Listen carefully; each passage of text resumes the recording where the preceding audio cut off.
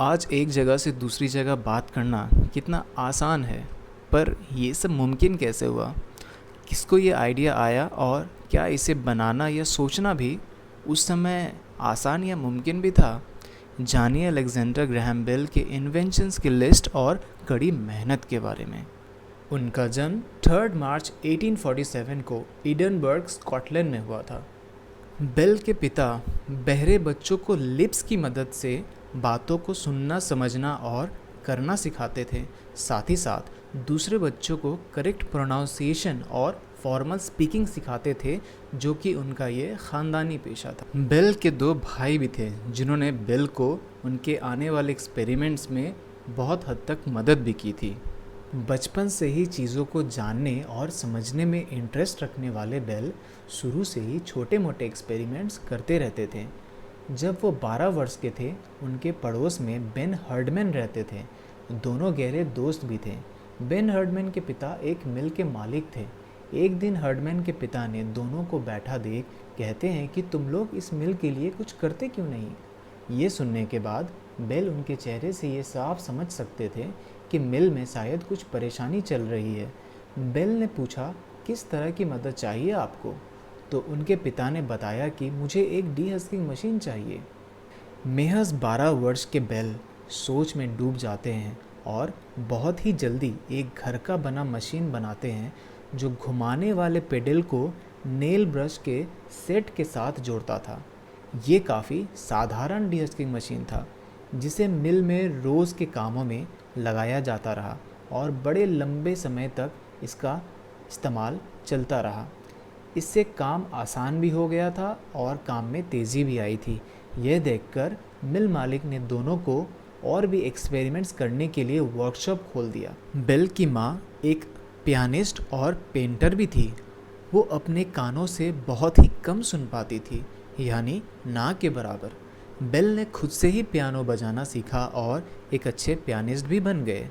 वो अक्सर पियानो से निकलने वाली ध्वनि को समझने की कोशिश करते और हाई लो नोट्स पर गौर करते। उन्होंने अपने माँ के साथ विकसित ध्वनि में बोलने की टेक्निक सीखी, जिससे उसकी माँ बेल के शब्द स्पष्ट रूप से समझ पाती थी, और यही वजह रही कि बेल ध्वनि विकसित करने की ओर आकर्षित होते चले गए। 1863 में बेल के पिता बेल को एक मशीन दिखाने ले जाते हैं, जो अपने आप बोलता है। उसे सर चार्ल्स व्हिटसन ने बनाया था और ये बैरन वोल्फगैंग वॉन कैम्पलनोर के सिद्धांत पर आधारित था, जो कि एक हंगेरियन थे। बेल ने कॉम्प्लेनोर के लिखे बुक की एक कॉपी मंगवाते हैं, जो कि जर्मन भाषा में लिखी थी। बहुत मेहनत के बाद वो उसे इंग्लिश में ट्रांसलेट करने में सफल हो पाते हैं। उस किताब को फॉलो करते हुए वो एक इंसानी जैसा सर बनाने की कोशिश करते हैं, और उनके भाई उनका साथ देते हुए गले की नली तैयार करते हैं। फिर किसी तरह ज़ुबान को एडजस्ट किया जाता है। अब टेस्टिंग के लिए ये रेडी था, और इसे बोलने के लिए बिलोज की मदद से उसके गले के नली में हवा का प्रेशर दिया जाता, जिससे माँ माँ की आवाज़ निकली। आवाज़ सुनते ही सब चौंक गए। बेल के नए इन्वेंशन को देखने के लिए अड़ोस पड़ोस के लोग इकट्ठा हो गए। बेल ने इंसान के अलावा कुत्तों का भी ढांचा तैयार किया और ज़ुबान को फिर से एडजस्ट किया, ताकि कुत्तों जैसा मिलता जुलता आवाज़ निकाला जा सके। कुत्ते को बोलता देख सभी ने बोलने वाला कुत्ता इसे मान भी लिया। बेल अब तक अलग अलग चीज़ों की आवाज़ निकालने में माहिर हो चुके थे, लेकिन जर्मन में यही एक्सपेरिमेंट एक और शख्स कर रहा था, और उसने यही नहीं बल्कि इलेक्ट्रिक की मदद से वॉवेल्स भी निकालकर सबका ध्यान आकर्षित कर लिया था। बेल को जब उनके दादाजी, जो कि लंदन में रहते थे, ये खबर पहुंचाते हैं, तो बेल यह सोचने लग जाते हैं कि अगर इलेक्ट्रिक की मदद से वॉवेल्स निकाल सकते हैं तो कॉन्सोनेंट्स भी क्यों नहीं, और मन ही मन मान भी लेते हैं कि हो सकता है शायद उस जर्मन ने कॉन्सोनेंट्स भी अब तक आविष्कार कर लिया हो, और वे बस पीछे रह गए क्योंकि इलेक्ट्रिसिटी पर उन्होंने ध्यान नहीं दिया। 1865 में जब बेल परिवार लंदन चला जाता है, बेल एक असिस्टेंट मास्टर के रूप में वेस्टर्न हाउस लौट आते हैं और अपने खाली घंटों में कम से कम लेबोरेटरी चीज़ों का उपयोग करके ध्वनि पर प्रयोग जारी रखते हैं। बेल ने साउंड को ट्रांसफ़र करने के लिए बिजली के साथ प्रयोग करने पर ध्यान देना शुरू किया और इसीलिए समरसेट कॉलेज में अपने कमरे से एक दोस्त के कमरे में एक टेलीग्राफ तार लगवाया। टेलीग्राफ सबसे पहला इंस्ट्रूमेंट था जो मैसेजेस को दूर भेजने में कारगर था, वो भी कम समय में। टेलीग्राफ मोर्स कोड के सिद्धांत पर बना था, जिस पर हर लेटर्स को एक डॉट और लाइंस से पहचाना जाता था। ख़ास बात इसमें यह थी कि ये बैटरी और इलेक्ट्रोमैग्नेट पर काम करती थी। डॉट्स और लाइन को बनाने के लिए एक तरफ टैप किया जाता तो दूसरी तरफ टैप होते ही इलेक्ट्रिक फ्लो करती और इलेक्ट्रोमैग्नेट को एक्टिवेट और इनएक्टिवेट करती। इस तरीके से डॉट्स एंड लाइंस की मदद से मोर्स कोड काम करती और मैसेजेस भेजना आसान हो गया था। पर इस आसान चीज़ को ऑपरेट करना इतना भी आसान नहीं था। 1867 के अंत के दौरान उनका दोस्त थकावट के कारण लड़खड़ा गया। उसका छोटा भाई एडवर्ड टेड ट्यूबरकुलोसिस के नाम की एक बीमारी से खटिया पकड़े हुए थे और देखते ही देखते उनकी मौत भी हो गई। अपने भाई के मृत्यु के बाद बेल 1867 में घर लौट आते हैं। विजिबल स्पीच डेमोन्स्ट्रेशन और लेक्चर्स में अपने पिता को मदद करने से बेल को लंदन के साउथ केंसिंगटन में स्थित सुसैन ई हुल्स प्राइवेट स्कूल में काम करने का अवसर मिला। बेल एक टीचर के रूप में वहाँ जारी रहे। हालांकि मई 1870 में उनके बड़े भाई की भी मौत हो जाती है, वो भी ट्यूबरकुलोसिस से ही। पूरा परिवार अब सदमे में आ जाता है और जब माता पिता को पता चलता है कि उनके आखिरी बेटे बेल को भी कमज़ोरी महसूस कर रहे हैं, तभी एक बड़ा कदम लिया जाता है और अपने पूरे संपत्ति को बेचकर पूरा परिवार उसी साल कनाडा चला जाता है। कनाडा में उनके परिवार ने 10.5 एकड़ में फैली एक ज़मीन खरीदी, जहां बेल अपना खुद का एक वर्कशॉप तैयार करते हैं और बिना देर किए अपने एक्सपेरिमेंट में जारी रहते हैं। 1872 में बेल प्रोफेसर बनते हैं बॉस्टन यूनिवर्सिटी के और साथ ही साथ ब्रैनफोर्ड यूनिवर्सिटी में भी अपना सुबह और शाम देते हैं। अब जबकि उनका पूरा समय पढ़ने में बीत रहा था, तब उन्होंने रात में एक्सपेरिमेंट जारी रखने का फ़ैसला किया और घंटों लगे रहते कि कैसे साउंड को ट्रांसमिट किया जाए। देर तक काम करने की वजह से बेल को सर में दर्द शुरू हो जाता है। स्वास्थ्य पर ध्यान देते हुए वे यूनिवर्सिटी छोड़ देते हैं और प्राइवेट ट्यूशन शुरू करते हैं, वो भी 2 स्टूडेंट्स के साथ। 1874 में बेल फोनोटोग्राफ पर काम करना शुरू करते हैं। फोनोटोग्राफ सबसे पहला वॉइस रिकॉर्डिंग डिवाइस था जो वॉइस को वेव के आकार में देता था और फिर उसी वेव को दोबारा सुना भी जा सकता था। फिर उन्होंने यह दिमाग लगाया कि जैसे टेलीग्राफ का इस्तेमाल करके कोड बनाकर भेजा जा सकता है और फिर डिकोडिंग की जा सकती है, तो फिर आवाज़ की भी कोडिंग और डिकोडिंग की जा सकती है। आवाज़ की कोडिंग कैसी हो, इस खोज में फोनोटोग्राफ से बहुत मदद मिली। इस रास्ते में बेल अकेले नहीं थे।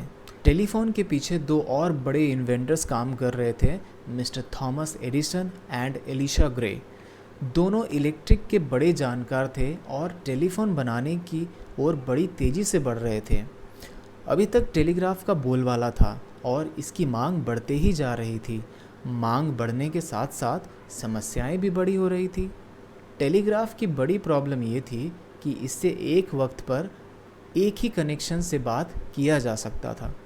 टेलीग्राफ के मालिक मिस्टर ऑर्टन ने एडिसन और ग्रे को कॉन्ट्रैक्ट दिया कि वे सिंगल वायर पर मल्टीपल कनेक्शंस करने का कोई हल निकाले, ताकि बार बार तारों को बिछाने के बड़े खर्चे पर रोक लगाया जा सके। इधर बेल जब बड़े फाइनेंसर्स मिस्टर गार्डिनर ह्यूबर्ट और मिस्टर थॉमस सैंडर्स को जब ये बताते हैं कि वे एक मेथड पर काम कर रहे हैं जिससे मल्टीपल टोन्स टेलीग्राफ पर भेजा जा सकता है, मल्टीपल रीड डिवाइस की मदद से, मल्टीपल रीड डिवाइस एक ऐसा इलेक्ट्रिकल स्विच था जो इलेक्ट्रोमैग्नेट फील्ड बनाता था और इसकी मदद से इलेक्ट्रिक पोल्स में फिट करके कनेक्शंस चेंज किया जाना इजी था। बेल के पास इसका कोई मॉडल तो नहीं था, पर उसकी बातें सुनकर दोनों फाइनेंसर सपोर्ट करने के लिए राजी हो जाते हैं। बेल को कमी बस इलेक्ट्रिक के जानकार की हो रही थी जो उसे इलेक्ट्रिक कनेक्शंस करने में मदद कर सके, लेकिन फाइनेंसर्स के आने के बाद अब वो समस्या भी दूर हो जाती है और मिस्टर थॉमस ए वॉटसन को सैलरी पर रख लिया जाता है, जो कि इलेक्ट्रिक के अच्छे जानकार थे। बहुत ही जल्दी दोनों मिलकर एक अकोस्टिक टेलीग्राफ बनाते हैं और एक पेटेंट एप्लीकेशंस फाइल कर देते हैं पेटेंट ऑफिस में। इसी बीच एलिशा ग्रे भी हार्मोनिक टेलीग्राफ के साथ एक्सपेरिमेंट कर रहे थे और उसने पानी को ट्रांसमीटर के रूप में इस्तेमाल करके वॉइस ट्रांसफ़र करने का एक तरीका सोचते हैं। 14 फेब 1876 को ग्रे अमेरिका पेटेंट ऑफिस में एक टेलीफोन डिज़ाइन के लिए एक केस दायर करते हैं जिसमें पानी ट्रांसमीटर का उपयोग किया गया था।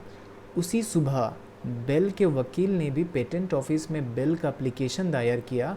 इस बारे में काफ़ी बहस है कि पहले कौन आया और टेलीफोन किसने पहले खोज की, पर आखिरकार बेल पेटेंट हासिल करने में सफल हो जाते हैं।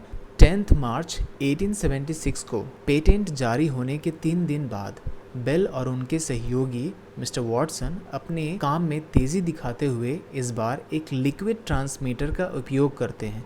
इस डिवाइस में कुछ भी बोलने पर हवा नली में कंपन होती थी। इसी कंपन के कारण जो सुई पानी में हल्की सी डूबी हुई थी वो पानी में कंपन पैदा कर रही थी, जिससे सर्किट में अब इलेक्ट्रिक फ्लो में उतार और चढ़ाव देखने को मिल रहा था। बेल को लगने लगा कि काम कर रही है शायद ये, और तारों को एडजस्टमेंट करते रहते हैं।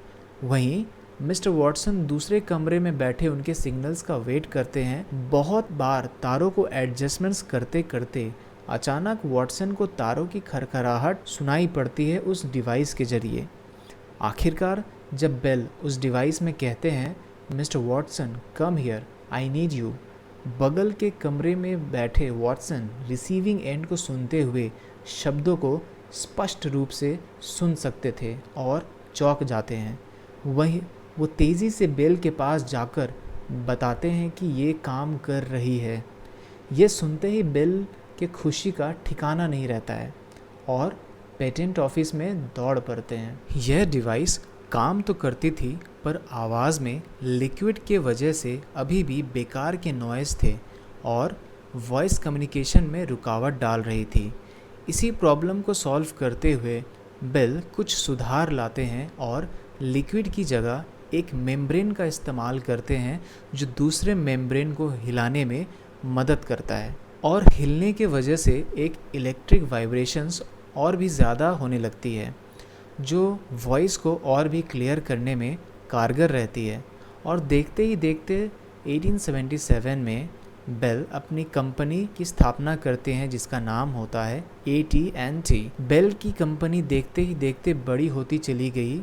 बाद में उनके फैक्ट्री के अंदर टेलीफोन में और भी कुछ सुधार किए जाते रहे और दूर से दूर तारों को पहुंचाना जारी रहा। बेल ने टेलीफोन के बाद भी इन्वेंशन करना नहीं छोड़ा और बाद में कई इन्वेंशंस और करते चले गए, जिसमें कुछ खास थे। फोटोफोन, ये एक वायरलेस टेलीफोन था जिस पर लाइट की किरण से वॉइस ट्रांसमिट किया जा सकता था, लगभग रेडियो के इन्वेंशन के 19 साल पहले। बेल उसे अपनी ज़िंदगी की सबसे बड़ी खोज मानते थे, यहाँ तक कि टेलीफोन से भी बड़ी। ये इन्वेंशन उस वक्त तो किसी काम की नहीं थी, पर आज हम उस खोज को फाइबर ऑप्टिक कम्युनिकेशन के नाम से जानते हैं, जिसमें फाइबर के तारों के अंदर से लाइट पास किया जाता है कम्युनिकेशन और डेटा ट्रांसफ़र के लिए। ये आज तक का सबसे अपडेटेड और एडवांस्ड कम्युनिकेशन सिस्टम है। जियो कंपनी ने भी इसी टेक्निक का इस्तेमाल कर इंडिया में बाकी टेलीकॉम कंपनीज की हवा निकाल दी। एक बार US president James A Garfield को गोली मार दी गई थी और गोली की स्थिति जानने के लिए कोई बेहतर उपकरण नहीं थी। अपने इन्वेंशंस से फेमस बेल ने बुलेट डिटेक्टर का एक ढांचा तैयार किया जो बुलेट खोजने में मदद करती, पर वो फेल हो गई। लेकिन वो भी एक इन्वेंशन के लिस्ट में आ गई जिसे आज हम जानते हैं मेटल डिटेक्टर के नाम से। उसके बाद उन्होंने हाइड्रोफोल्स बनाया जो पानी में सबसे तेज़ चल सकती थी। इसके अलावा एरोप्लेन्स उड़ाने में काइट्स एक्सपेरिमेंट करके एरोनॉटिक्स को प्लेन की शुरुआती मॉडल्स बनाने में भी मदद की। आखिरकार बेल की मृत्यु 2 अगस्त 1922 को डायबिटीज़ के कारण हुई। उनके सम्मान में पूरे कनाडा और नॉर्थ अमेरिका में सारी टेलीफोन लाइंस को सस्पेंड कर दिया गया था कुछ पलों के लिए। बेल ने यह भी बताया कि आने वाले समय में लोग सिर्फ दूर बैठे लोगों से बात कर सकते हैं, बल्कि उसे देख भी सकते हैं, और ये उनकी बात आज सच होती है। इन्वेंशंस की दुनिया में जुड़े रहने के लिए चैनल को लाइक और सब्सक्राइब करें। इसके बाद और भी बड़े खोज हम लेकर आते रहेंगे।